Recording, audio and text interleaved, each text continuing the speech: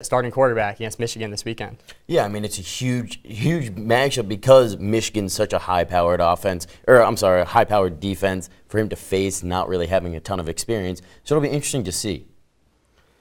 With more insight on what the Hoosier fans can expect to see during Saturday's matchup, our Indiana's Joe Canter chats with Indiana Daily student football beat reporter Cameron Drummond and Hoosier Huddle's David Sugarman on this edition of Cream vs. Crimson.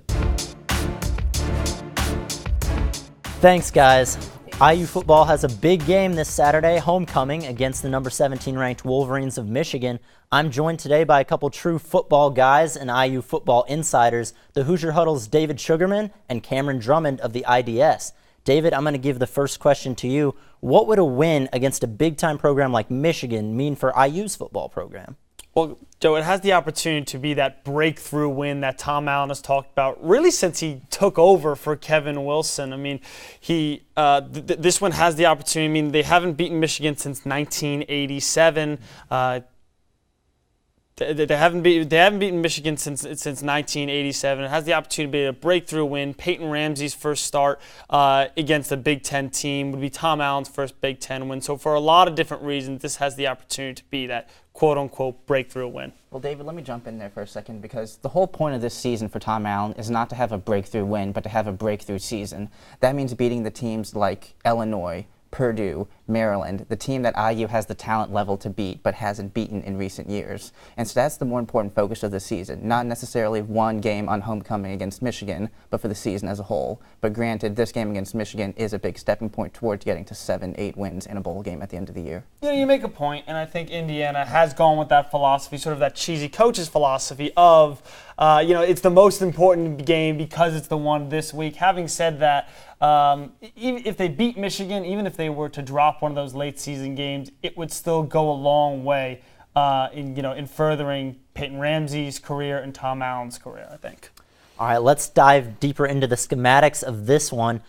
What does IU's offense need to do to put up points against the number one team in the country in terms of total defense? Cameron, I want to hear your thoughts on this one. So IU knows that Peyton Ramsey isn't Richard Lego. He doesn't have a cannon for an arm. He's not going to blast the ball 50 yards downfield. But what he can do is be accurate with the football. And what he can do with that accuracy is distribute the ball to IU's playmakers. Simi Cobbs Jr., Morgan Ellison, Luke Timian, Taysir Mack from last weekend.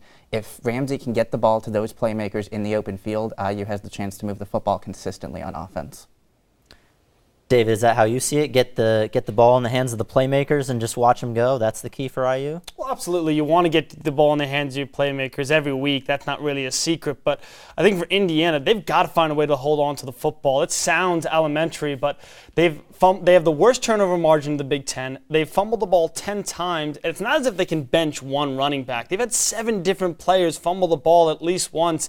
They've been pretty fortunate. 2 of their fumbles they've recovered for in the end zone for touchdowns the last couple of weeks. But they lost the turnover battle against Charleston Southern, I think 4-0. If they can't force any turnovers, and particularly offensively, if they're going to turn it over that much, the score could be 27-0 again, but it's going to be flipped around. All right, Cameron, you mentioned Richard Lego and Peyton Ramsey. Any chance fans see Richard Lego on the field this Saturday if Ramsey struggles in a game that stays close? No, I don't think there's any chance. The rabbit's out of the hat with IU. Richard Lego has been benched. It's Peyton Ramsey's team now, and barring some kind of severe injury to Ramsey, I think it's his chance to either take the opportunity or let it go by the wayside. All right, so Cameron thinks no Richard Lego on Saturday. David, is that how you see it? Yeah, Cameron, I agree 100% on this one. I mean, simply put, Peyton Ramsey was named the starter, and I think some struggles are expected. It's his first start against a Big Ten team, so it's the first time a Big Ten coach has had a whole week to put all of his focus and energy on Peyton Ramsey and what he does well and what he does poorly. So some struggles and a learning curve is expected, and if Peyton Ramsey struggles, I think, and he gets pulled, it just sends the 100% wrong message to the program, because Peyton Ramsey is not just the future of the Michigan game. It's not just the future of this season. He's really the future of the program. He's only a redshirt freshman, and they're really putting all their eggs in that basket. So to pull him if he struggles, which I think he will to a certain degree, it just sends the wrong message to Ramsey and the rest of the football program. All right, well, I can't let you guys get out of here without giving me a prediction for Saturday's game. So give me a final score, who wins and why for IU against Michigan on Saturday. Cameron, give me yours first. So I don't think it'll be quite with the adverse weather conditions that last year's game had, where it was snowing and the entire second half was a blizzard in Ann Arbor. But I think in the given good weather conditions, both teams will be able to find success moving the football. I see a close game, a relatively high-scoring game. I'll take Michigan 24-21. David, I know you see it being exactly like last year's game. What's your score and who wins? Yeah, I think I'm going to go with an identical score to last year's game, 20-10. I disagree with Cameron a little bit. I think these teams are going to struggle moving the ball, partially because they're good defenses and partially because both teams are struggling offensively. You got new quarterbacks, and they're 14th and 13th, respectively, in the Big Ten in terms of turnover margin. So I think it's not going to be a particularly well-played game offensively. I think Peyton Ramsey's going to learn what it's really like to play in the Big Ten. I'm not a big believer in John O'Korn and what his skill set for Michigan. I think really the big difference is going to be the turnover battle. And I have no reason to believe right now that Indiana can win that. They've only won it once so far this year. And with all due respect, it was against Georgia Southern. So I think Indiana's going to stay competitive, but they'll lose 20-10.